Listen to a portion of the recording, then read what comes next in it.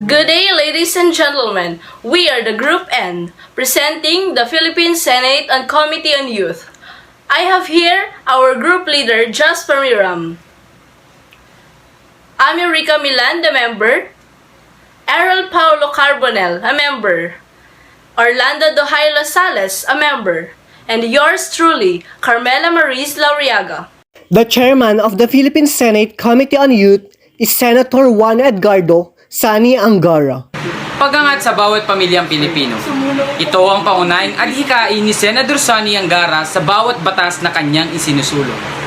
For his achievements, he was recognized as one of the 10 outstanding young men for government service and legislation in 2010, and one of the outstanding Manilans for public service in 2017. Senator Sani is a graduate of Xavier School, the London School of Economics, the University of the Philippines, College of Law, and Harvard Law School.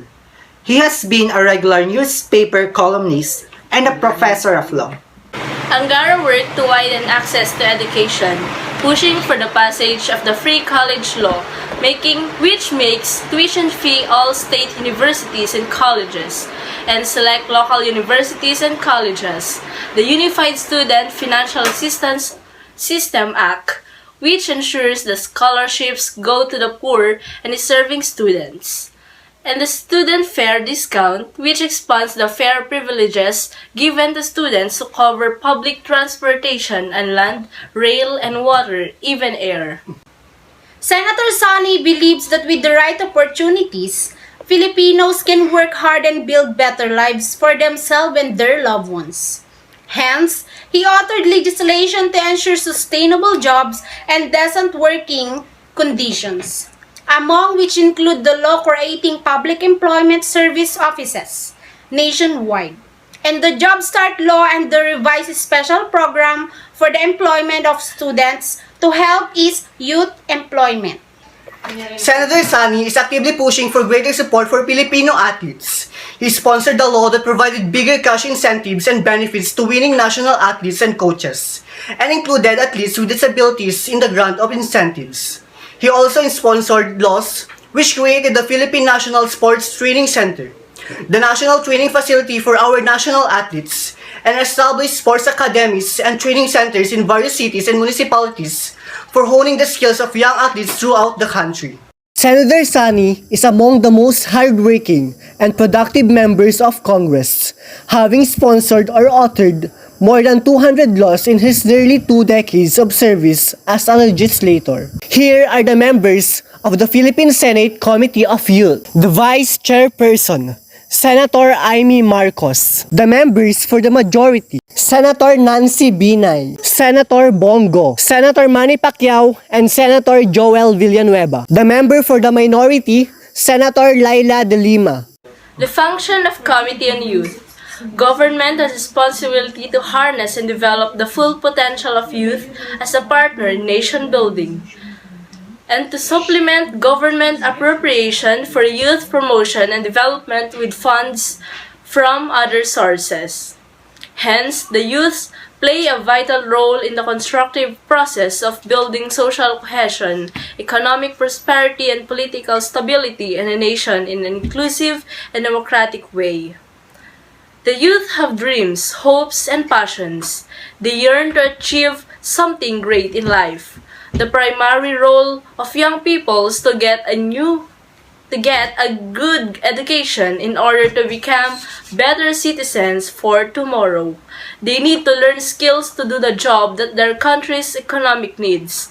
They also need to know how to read, write, think, understand, analyze, and discuss the issues their country faces. This Philippine Senate Committee on Youth will help empower our youth to become more active participants in nation building. Anyway, Congress has always worked to ensure that the country has enough opportunities for our youth to prosper, which in turn would also benefit in the country in the long run. Through this committee measure, government agencies and other youth and youth-serving organizations that will envision to act on national situations on youth issues, leadership, writing, public speaking, sports, fitness, mental health and wellness, digital skills development, environmental awareness, human rights promotion, personal development, financial education, and industries of the future. The powers of Committee in Youth. According to the rules of the Senate, the committee handles all matters relating to the youth and its vital role in nation building, promotion and protection of their physical, moral, spiritual, intellectual, and social well-being. Third, inculcation of patriotism, nationalism, and their involvement in public and civic affairs. The essential contributions of the Committee on Youth to the Legislative Branch. Its mandate is enshrined in the 1987 Philippine Constitution. This state recognizes the vital role of the youth in nation building and shall promote and protect their physical, moral, spiritual, intellectual, and social well-being. Through this committee, many bills and laws regarding youth were passed and implemented. First, the Youth and Nation Building Act or Republic Act 8044, which was enacted in 1995, established the National Youth Commission and the National Comprehensive and Coordinated Program on Youth Development. This act defined the Filipino youth as those with ages to 15 to 30 currently. The Philippines have a projected 85.2 million populations. Another essential contribution of Committee on Youth is the passed law on the Philippine Development 603 as amended by Republic Act 9344-603 as amended, otherwise known as the Child and Youth Welfare Code, and the Supreme Court rule on commitment of children. Provided further that the minimum age for children committed to youth rehabilitation center shall be 12 years old. Under Republic Act 9344, the minimum age of criminal liability is 15 years old.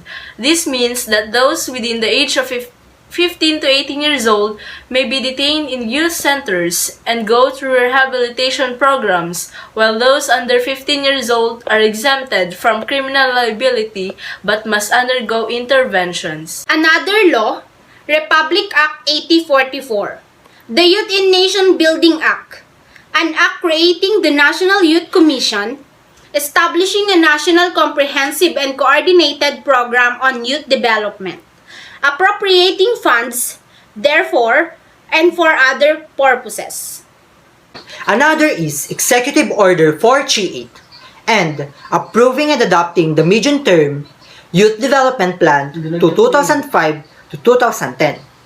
Whereas Article 2, Section 13 of the Philippine Constitution provides that the state recognizes the vital role of the youth in nation building and shall promote and protect their physical, moral, spiritual, intellectual, and social well-being.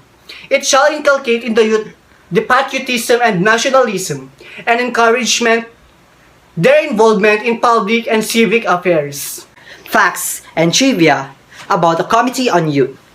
This measure, which call for a government approach, aims to increase the participation of the youth in agriculture and fisheries by outlining the roles of various government agencies in providing access to knowledge and information, land, financial services, green job, new markets, and customer bases. By encouraging our younger population to engage in farming and fisheries, we open up the sector to fresh ideas and innovation, something that the industry badly needs. It is also our hope that through this bill, we can make farming and fisheries more exciting and enticing for the Filipino youth.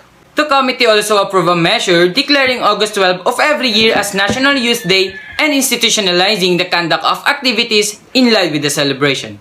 These measures align with the United Nations resolution to designate the same date as the International Youth Day as a reminder that young men and women are essential partners in community building and human development. This is also in recognition of the numerous contributions of the youth, whether via social media, civic works, or pioneering and innovative industries, to the overall growth of our country even in the face of seemingly crippling pandemic. For us, BPA students, it is important for us to be aware on the laws, most especially youth laws. This will give encouragement of youth involvement in character building and development activities for civic efficiency, stewardship of natural resources, agricultural and industrial productivity, and an understanding of world economic commitments on tariffs and trade, and participation in structures for policy making and program. Through active participation, young people, especially BPA students, are empowered to play a vital role in their own development as well as in that of their communities, helping them to learn vital life skills, develop knowledge on human rights and citizenship, and to promote positive civic action. To participate effectively, BPA students must be given the proper tools, such as information, education about, and access to their civil rights.